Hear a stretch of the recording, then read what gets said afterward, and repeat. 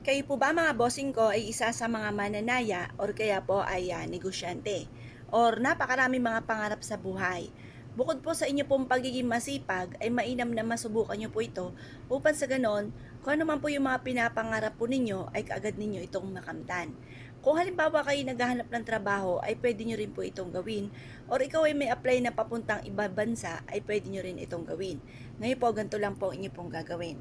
Isusulat nyo po ang inyong tunay na pangalan. Halimbawa ako po, isusulat ko Apple Pagyo. Yan. At pagkatapos mga bossing ko, isulat po natin dito, halimbawa ikaw ay mananaya.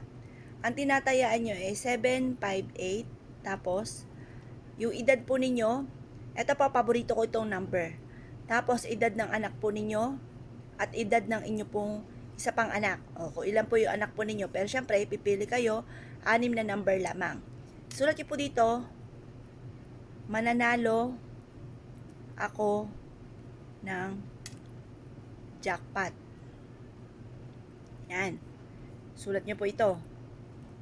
Sa number na ito na lagi kong tinatayaan. Yan. Pwede rin naman po sabihin niyo po dito na magkakaroon ako ng bahay. Magkakaroon ako ng bahay or ng malaking bahay.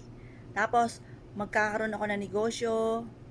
Magkakaroon ako ng negosyo na dito na ako yayaman.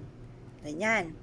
Pagkatapos mga bossing ko ay maghanda po kayo ng bigas mga bossing. Mga ilang buti lang po ng bigas mga bossing ko ang inyong ilalagay. Makapangyarihan po yan mga bossing ang ating bigas. Yan. At pagkatapos ay maghanda po kayo mga bossing ko ng barya. At sasamahan nyo rin po ito ng kaparanggot na asin.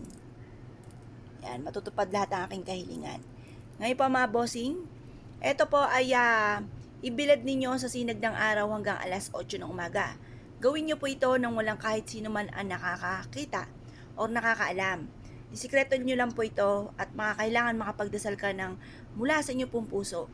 Kung ano po yung binubukan ng bibig, siya rin pong tinatakbo ng inyo pong isipan. At syempre, sasabayan natin ang sipag at syaga, double time sa pagkayod. Mapapasin nyo po mga bossing ko na iaadya kayo nito kung saan lagi kayo suswertihin at matutupad ang mga pangarap.